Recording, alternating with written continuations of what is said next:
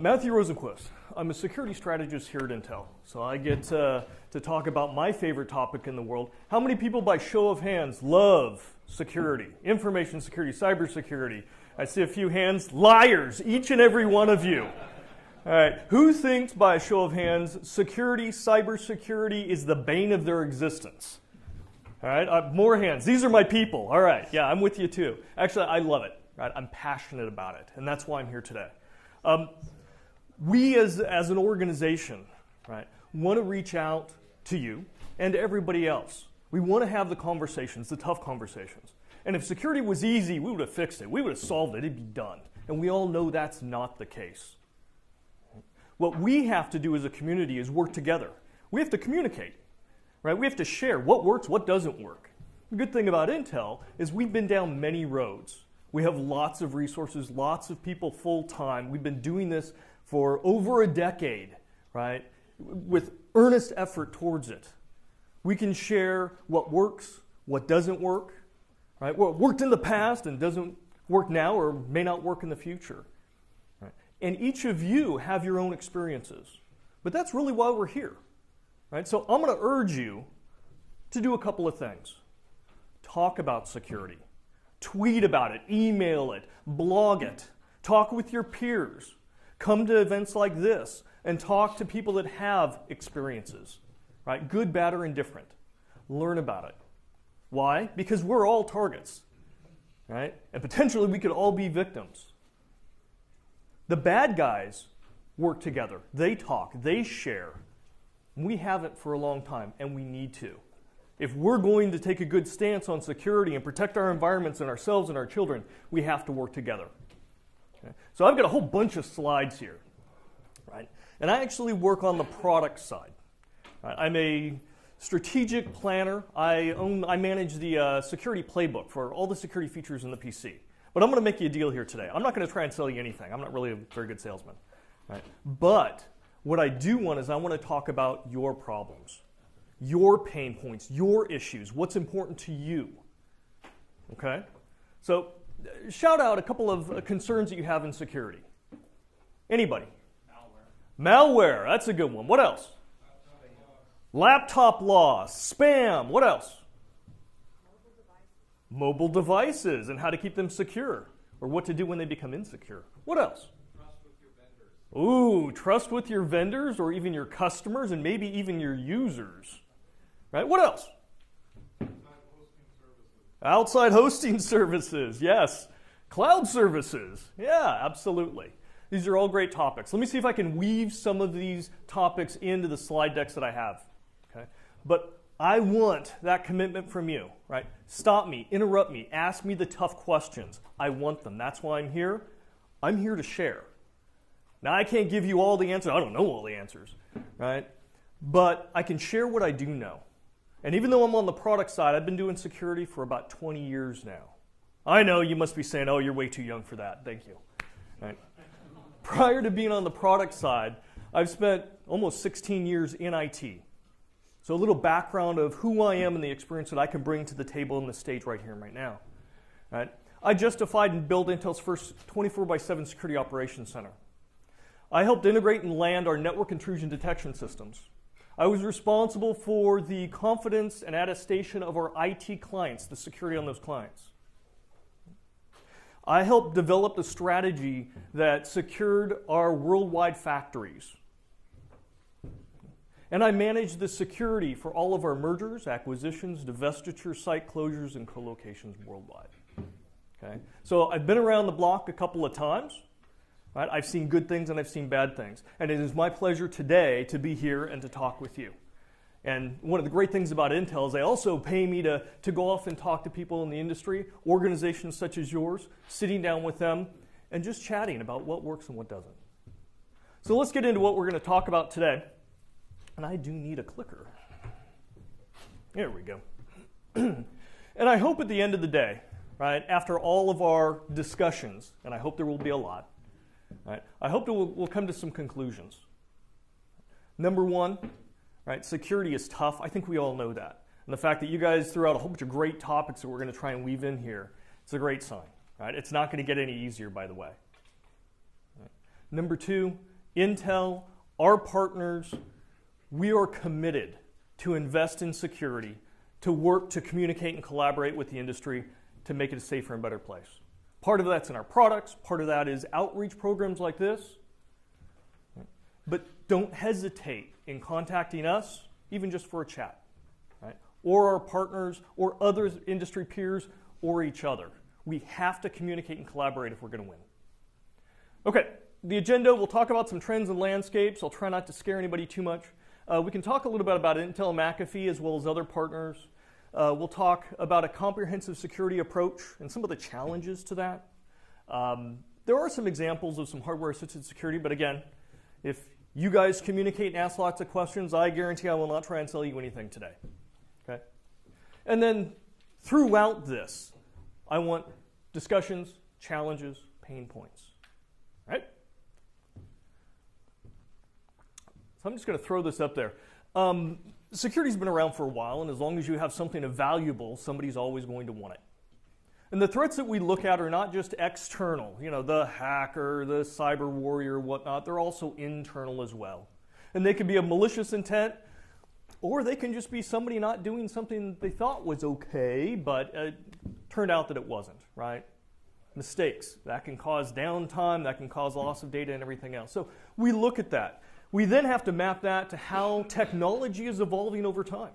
We talked about some of the things today, virtualization, cloud environments, and how we're moving into that. That puts a lot of complexity around security.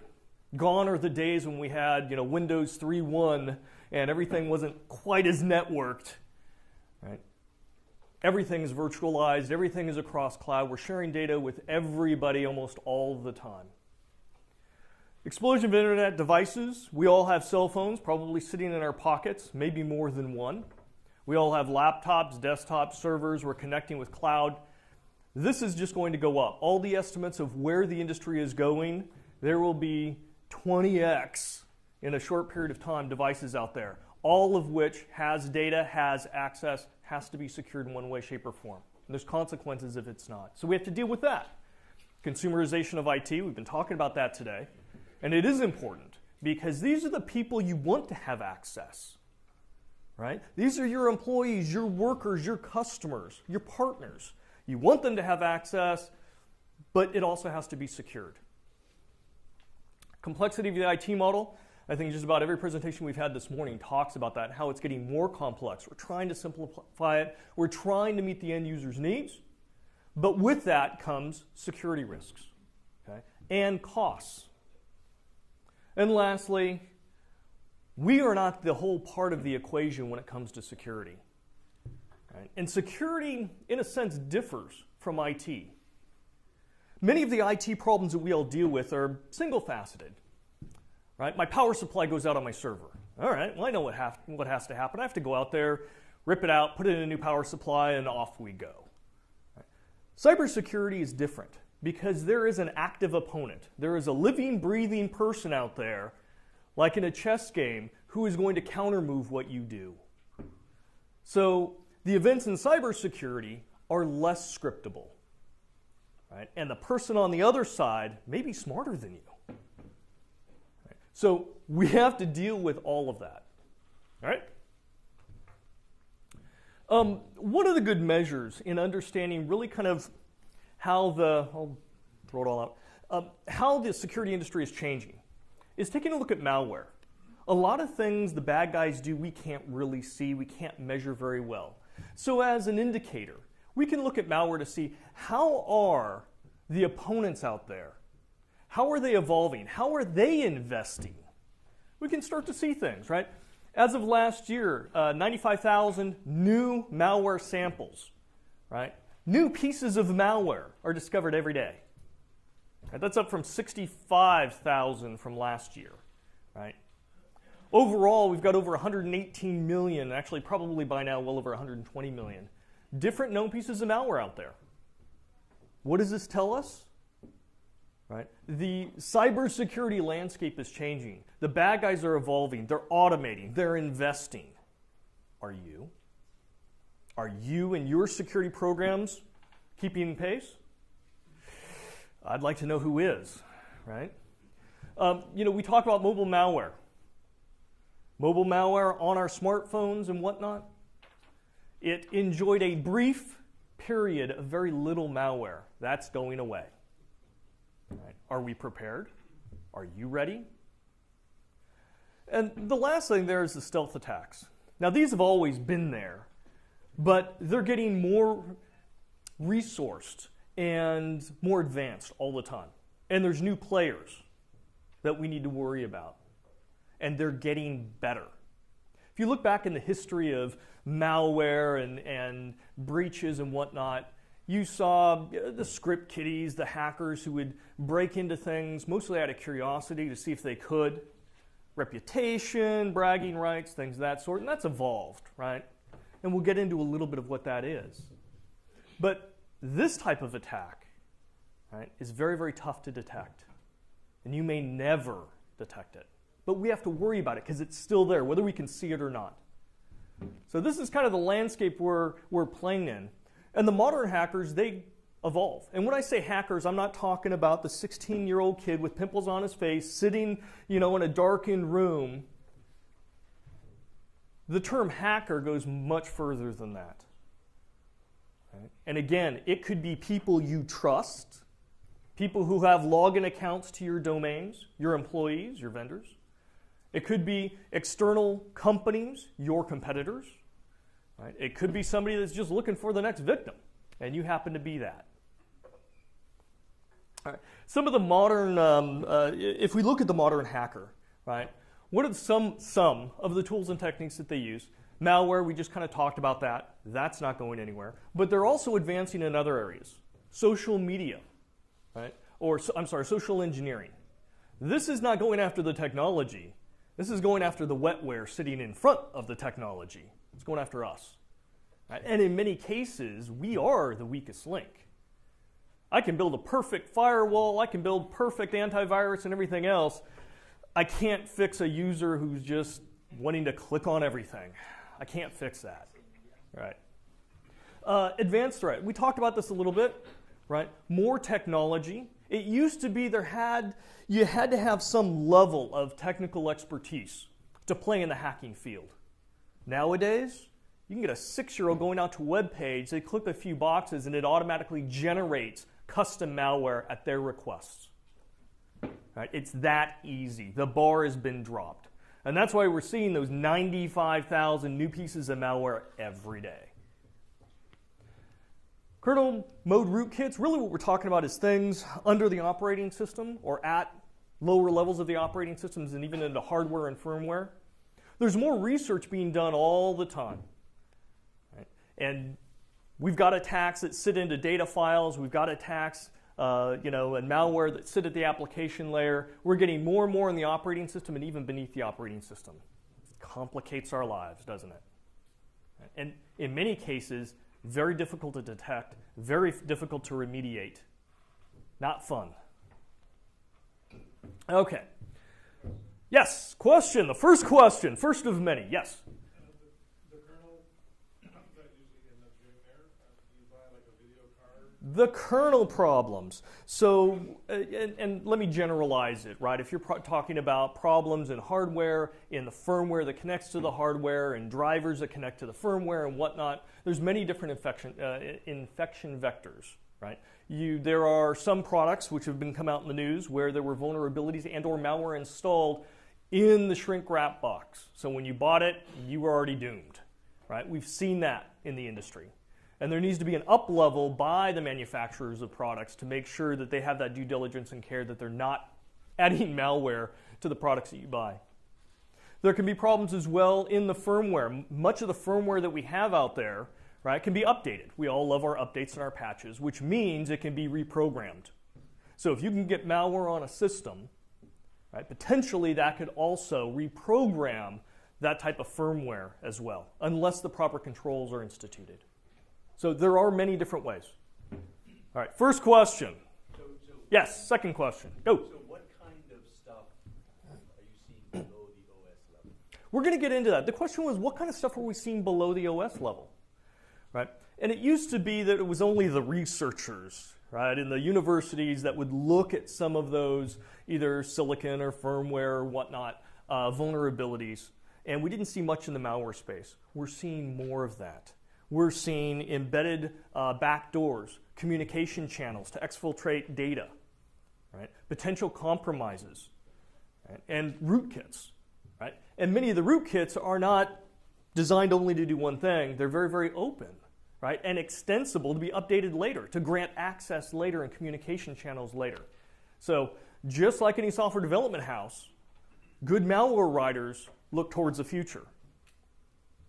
Okay? How can I update my malware? How can I grant myself more access later on? They're thinking ahead. Again, smart, intelligent, looking forward. Is there obviously there's a lot of money in this involved, right? Tremendous. But you know, just, I mean, how are they marketing this stuff, or how do they make money? Is just like you with the credit card, that kind of thing? So the question is, how do the bad guys make money at this? Right? And monetization is definitely one very, very strong area in regards to cybersecurity. Right? And one of the ways, I'll give you an example. A recent report came out that said in the US alone, loss of IP amounts to about $600 billion a year. $600 billion with a B dollars a year. So in this room, how many of us were affected by that? And that's just US companies. Right? You've got banking Trojans. Right? That's pretty obvious. If I can tap into your bank and your assets. Right? You've got data scrapers that are looking to take identities. Right? It may not be the money in your bank account, but it may be your credit line. If I can open up a loan or do things of that sort. But I'm thinking even more above that. I mean, it's the people that sell the tools to the hackers. Yes. There's an incredible market. You can rent a botnet if you'd like. You can pay somebody to create custom malware for you. Right? And as we're seeing an evolution with governments spinning up their cyber organizations, right, they're looking for talent to be able to do something like this. Not only the human being that can do that, but also the tools, the capabilities, the vulnerabilities. There's an entire market out there that if you discover a vulnerability, you can sell it. Okay? So again, there's many different monetizations. And again, monetization is only one. Right? What about that disgruntled employee who just hates their boss? And I know none of you, but they want to embarrass their boss, they got a bad review, whatever. Right? They may hack the system to expose some emails to make him or her look foolish. Right? You have to worry about things like that. Right? And in hacking the system, and we've seen this before, they hack the system and it opens the door to other people. Right? It undermines the security of the entire system. So we have to worry about that as well. We all do. Okay. We touched on this a little bit, right? The people element. And when we talk about security, and it's one thing we learned a long time ago, we're probably here all very, very strong in technology. Technologists, we love technology. We're in IT. We love it. And it's very easy to classify security as an IT problem. Right? Close my vulnerabilities and I'm safe. Have a strong firewall and I'm safe. Wrong. Because all the technology we use has to be, it ends up with people. And so in many cases, people can be the weakest link in that. So we have to understand that. People are writing the software, people are using the laptops, people are connecting in through the web, all those different things. Right? So we look at security as kind of two sides of the same coin. Technology and the behaviors behind that. We can never forget that. So we talked a little bit about the motivations of hacking and how they've changed over the years. And it's really not that they've changed, they've just grown. Right? You still have, hackers that are doing it for fun or for reputation or just because they can. We've seen more for organized crime or really hacking for profit. How can I make money? Money is a great motivator. Right? There was an infamous bank robber back in the 30s that was asked, hey, why do you rob banks? And even though he was misquoted, his answer basically was, hey, that's where the money is. Right? Do you have something that's worth anything? Probably. I know we do. State-sponsored and cyber espionage. Right? Espionage has been going on for a long time. Economic espionage has been going on for a long time. Now they're embracing the computer, the network, the internet. And again, Very, very wide-reaching. Do we have to worry about it? Potentially. Right? You specifically may not be targeted, but if the tools that they're using undermines an operating system as a whole, and then gets used by somebody who is interested in hacking for profit, right? The bad guys talk to each other. When they find something that works, unfortunately, it gets shared really fast. Okay? And when governments are investing in this type of technology, there is a waterfall effect. Again, we have to understand that. Physical harm, right? Next, flame. To be able to go out and reach not only affect something in the digital and cyber world, but have it manifest into the real world. Whether it be able to bring down a grid, a power grid, right? Affect a dam. Right? We have a dam not too far from here. There was an attack a while ago, actually, in a dam. I want to say it wasn't in Kazakhstan. I believe it was in Russia somewhere, where somebody hacked it, caused some problems. One of the generators basically blew up and killed several people. Didn't do anything good for the dam and power generation for that area either. Right? We have to worry about that. Lastly, social hacktivism, and we've seen a big rise in this. Right? Anonymous and a whole bunch of other groups are going out there and they're using the web, right, to communicate and to disrupt. And you can say that's good, that's bad, free speech. Doesn't matter. If it's your network that goes down, it's your problem to get it back up. Okay, regardless of the politics behind it, we have to consider that. Okay, so let's talk about attacks. We touched this a little bit. When we look at from a technology perspective, right, kind of the evolution of attacks and where it's easiest, and I do love the attackers. I really do. I have a tremendous respect for them at all levels. And in most cases, they follow a simple edict. Right? Follow the path of least resistance. And that typically is the applications. In the applications world, they're trying to push out software as fast as possible to be competitive. Not always secure. In fact, in most cases, not very secure at all. So we still see a lot of attacks at the application layer. Those also evolve. We see attacks against the operating system, because if you can compromise the operating system, now you can compromise everything above it. Those advanced attackers, that isn't good enough. Right? They go even further. Right? As we've got a lot of virtualization and virtual machines, they want to get inside those. So we're seeing hacks in those as well. And as we get towards the bottom, it gets harder. But yes, you can have hacks to hardware. So, from a comprehensive perspective, cybersecurity really has to address everything here, knowing that they're going to go for the path of least resistance, more towards the top.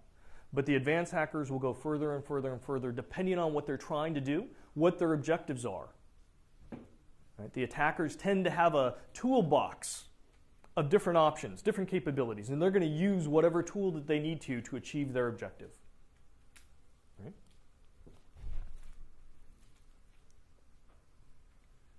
So at Intel, what we look at is we look at a very layered approach. Right? Because we know, right, whether it's the network, right, platform, application, the data itself, or the capability of being able to respond to it, we have to have protection at all levels. And that's what we advocate in the industry. Intel, our partners, right? There's no one solution guaranteed that will protect you. There's no one solution that we rely on to protect our systems and our employees and our customers. So we think in these terms, and we look at it at a comprehensive level because we have to.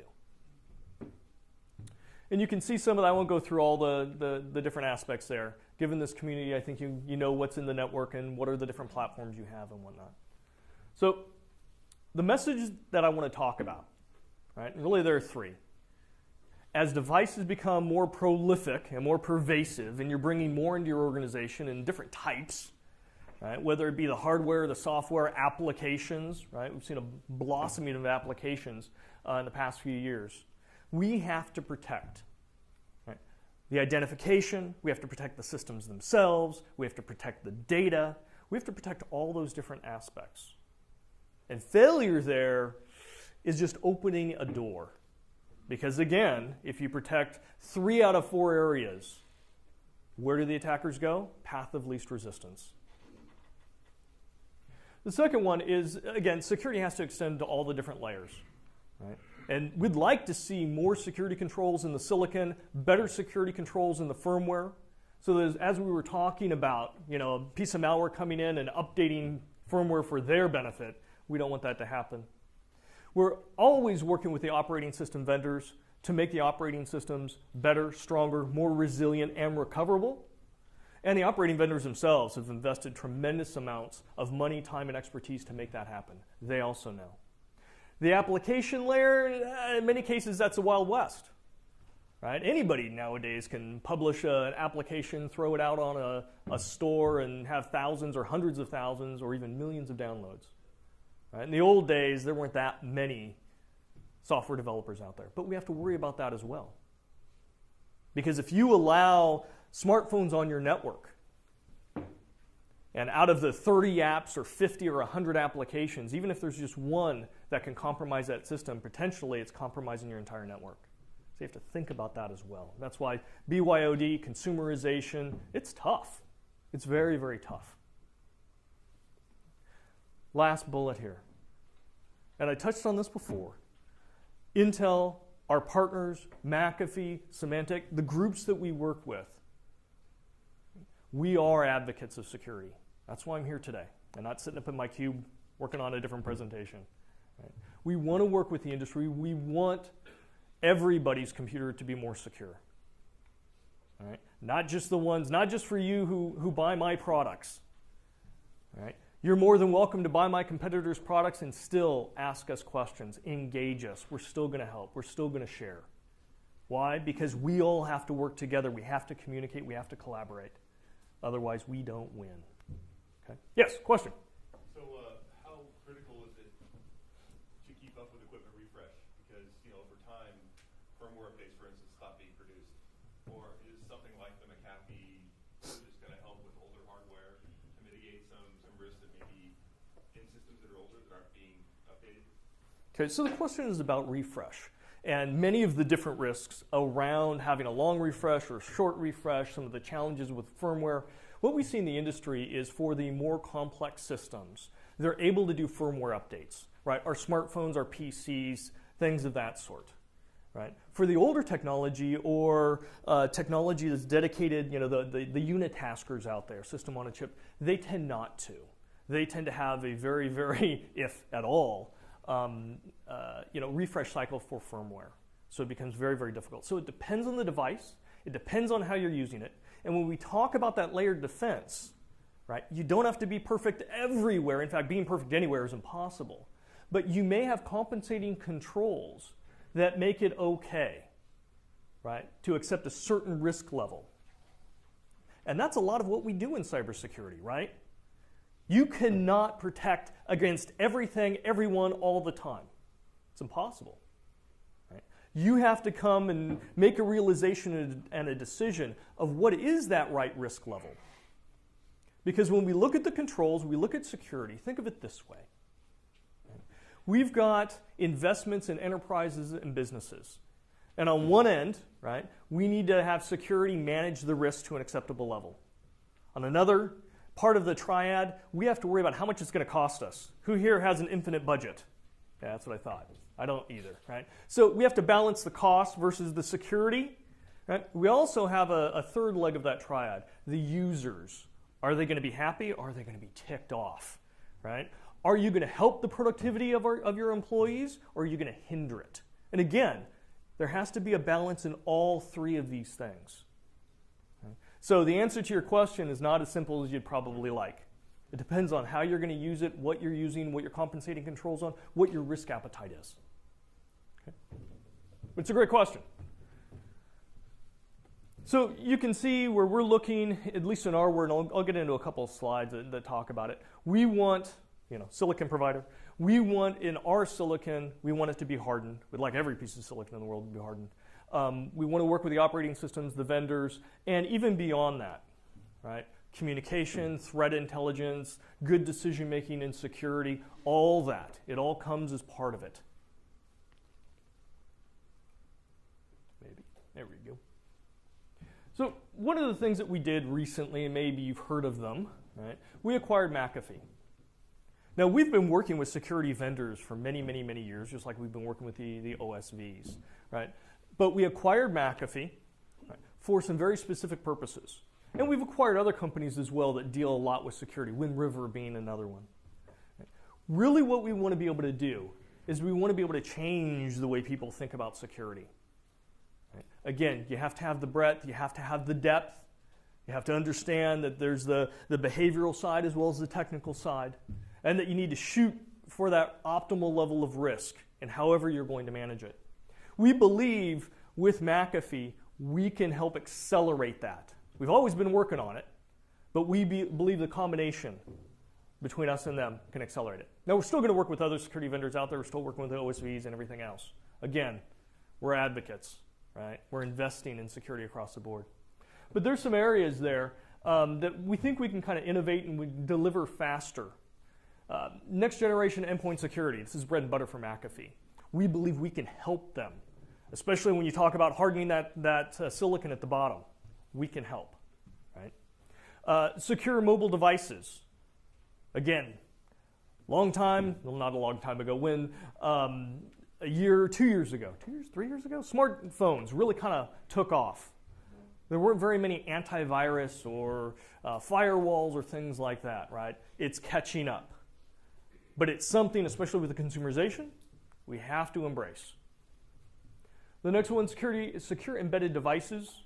We're seeing ATMs getting hacked. We're seeing all sorts of stuff out there getting hacked. We know that has to change, right? The vision of what hackers are going after is not the traditional PC. It's not just the web pages. It's everything that aligns to what they want to do and achieve. And if that's steal money, well, an ATM looks pretty good, right? Cloud security platform, right? We just had some discussions about cloud, and you know, overlay with virtualization into that. We have to secure that as well because the clouds interconnect all of us and put our data, whether I know you or not, together out there somewhere that I don't control. So we have to also help that, and we're working in that space as well. And lastly, hardware enhanced security. We talked about that a little bit. We believe firmly at Intel that the root of trust starts with the silicon. And as soon as you power on a device, security should be there and should help facilitate the other security controls that are on top of it. So those are the areas that we're kind of working on. And I'm not going to go into all of this. We are, kind of as a cross-section to that, we've got lots of different technologies, lots of different programs that we're working to deliver that in. I'm going to go through a couple of slides just to highlight a few. But we look at it in kind of like larger buckets, if you will. Threat management, right? Understanding who's attacking you, the methods they're using, the objectives, things of that sort. Identity and access. You know, who are you? Who is the person on your network? Are you sure? Right? What access do they have? How do you provision? How do you end the life? Whatnot. Data protection, whether it be at rest or in transit or in use. And lastly, the monitoring of the system and recovery, resilience of the system when bad things do happen. And bad things happen, and we all have to respond to those. Right? So we've deployed some technologies, and we're continuing to deploy. This is just a taste. Again, I own the playbook for security on the PC. I can tell you a lot more is coming. All right? We've got some of the best engineers in the world, and we're using their brains to come up with the most compelling, meaningful security that we possibly can. Okay. We talked about this a little bit before, so I won't dwell on it too much. Again, we want that comprehensive security. We want it starting down at the hardware, and there's many different components in the hardware. We want it in the firmware, the virtual machines, we want it in the operating systems, the applications, data layers, and even the end users. So we go after all of that. We've got many different tricks up our sleeve, just as the attackers have many different counters to it. One of the things that we're working on specifically with McAfee is the Deep Safe program. Right? And it manifests itself actually in a product called Deep Defender. And what it does, I'm not sure if it's this slide or the next slide. And it's a little revolutionary, right? They announced it a couple of years ago. It's actually available right now. And the only reason that I talk to you about it, and I'm not trying to sell you anything here, is the attackers traditionally have the advantage over us defenders, right? They maintain the initiative, right? And in combat, the initiative is very important. It gives you the element of surprise. You get to determine if or when and where you attack and how you attack and if you withdraw. That typically happens, and then we respond. They maintain the initiative. We then have to respond to it and try and block, clean it up, and whatnot. Right? And that's the way it's been for 99.999% of the time. This technology that we've been working in our skunk works, so to speak, right, is going to try and change that. Is going to try and take back the initiative a little bit. Now, it won't be forever, but at least it's our first step forward in forcing the bad guys to adjust and respond. Most of the security products that you have and you install sit at the application layer. Your antivirus, your network intrusion detection or prevention system and whatnot. Right? Some of the features down to the OS. But the hackers can go deeper than that. And the hackers can play at that level, and it's a hide-and-seek game. Right? If you're both at the application layer, the malware and the anti-malware, right, it's a shell game of trying to hide from each other. And again, they have the initiative, they have the advantage. What we're doing is we're looking to put sensors much deeper. In fact, just above the hardware layer. So it can then monitor operating systems, virtual environments, applications, data, everything above it. And the attackers haven't had to contend with this yet. Right? In fact, the attackers can't even see it there.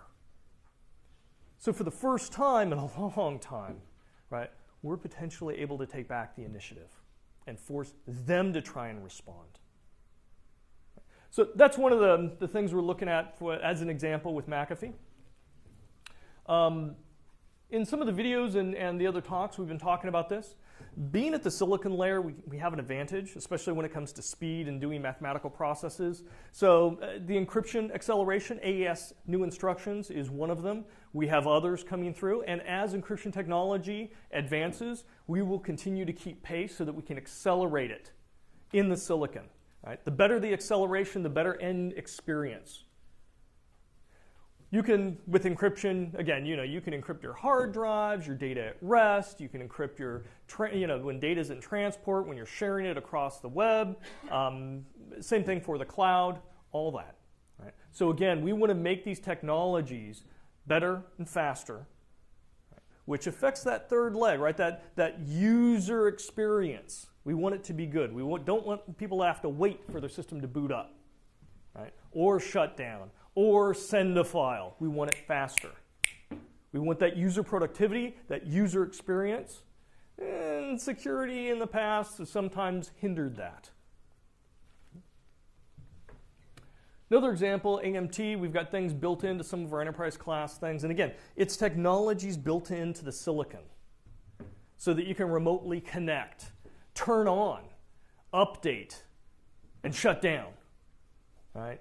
Even with a desktop or a laptop that's just sitting on the network, the person's been home, and you're doing this as a maintenance feature late at night.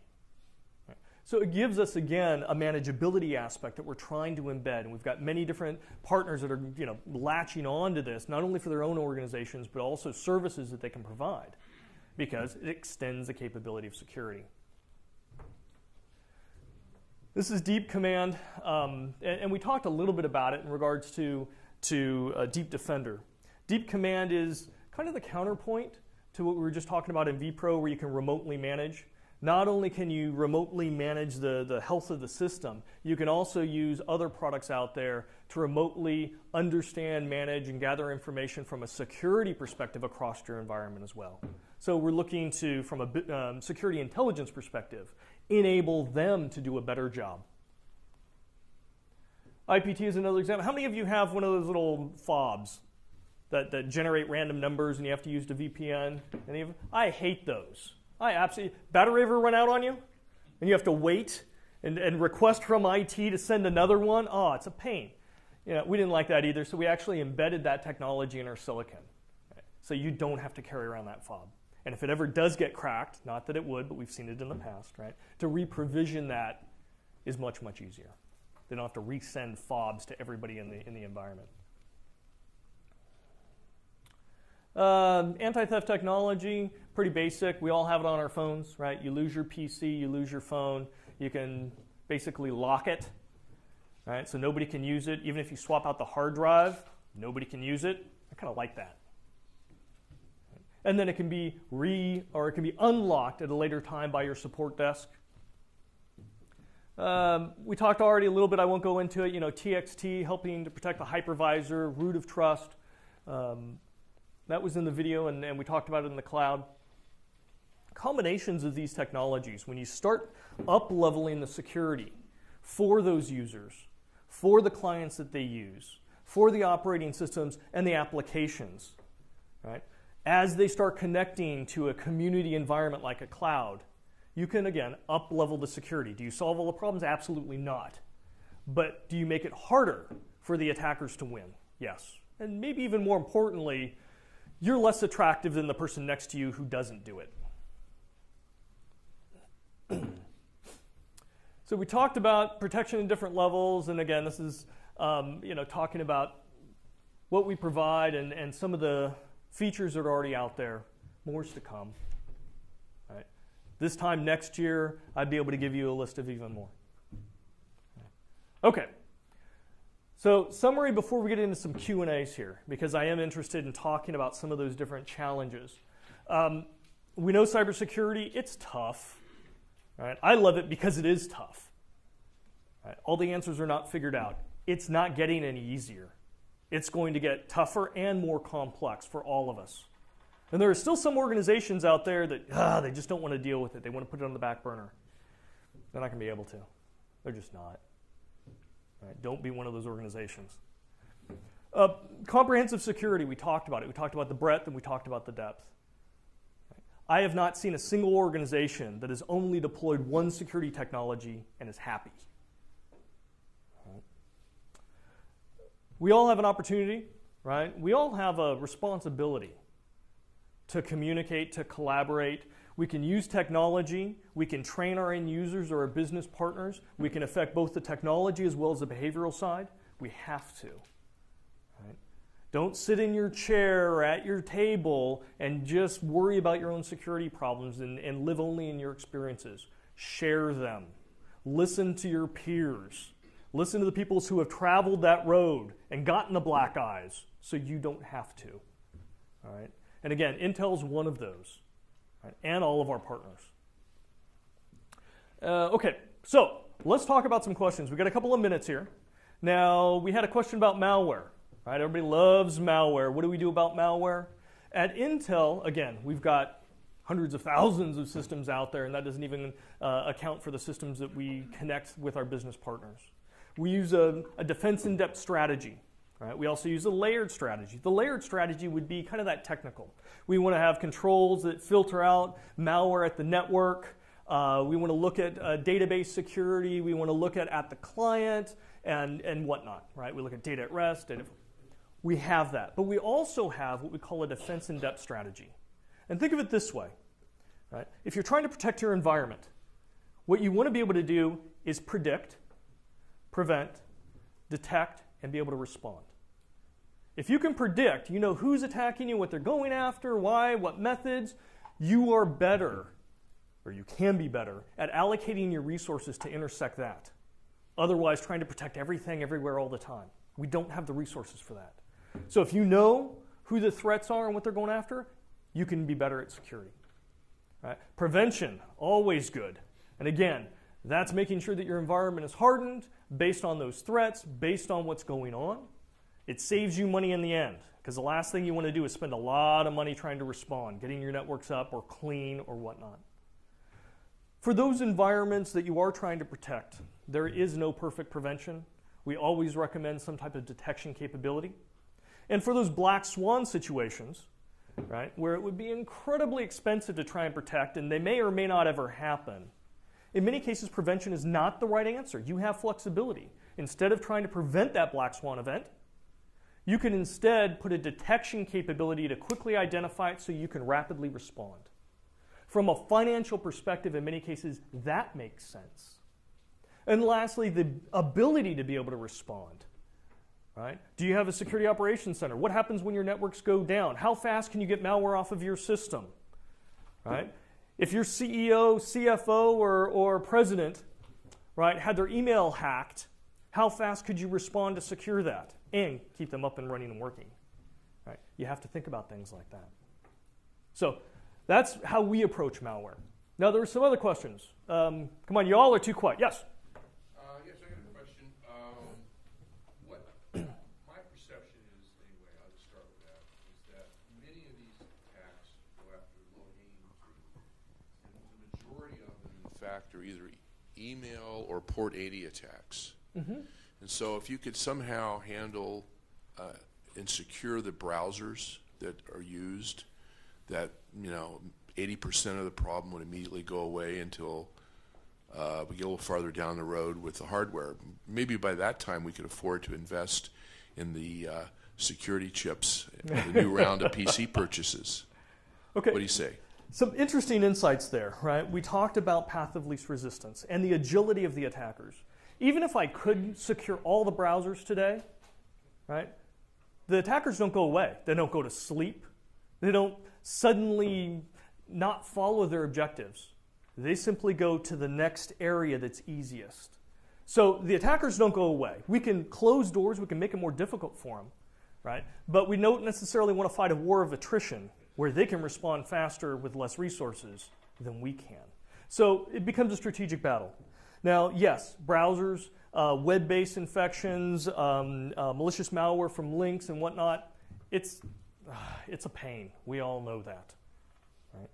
There are different ways to approach it. Right? And again, it depends on your risk appetite. The thing that we've done here at Intel, instead of trying to block every single one of them, we do have controls to block some. But again, the attackers evolve. More importantly, what we've done is we've actually committed to train and educate our end users, our employees. Because I will take a security-savvy employee over a stack of firewalls any day. Because that employee can adapt. Right? The employee understands that they're being targeted, not to click on malicious emails, don't go to insecure websites, report issues when they see them so we can respond quickly. So again, we have many different ways of being able to protect it. And the controls that you're talking about, most of them are network-based, right? And every network control that I put out there, it can be very valuable, but it can also detract. It can also limit the access we have. And it goes back to that third leg, productivity of our end users. We have to keep that in mind. So great question.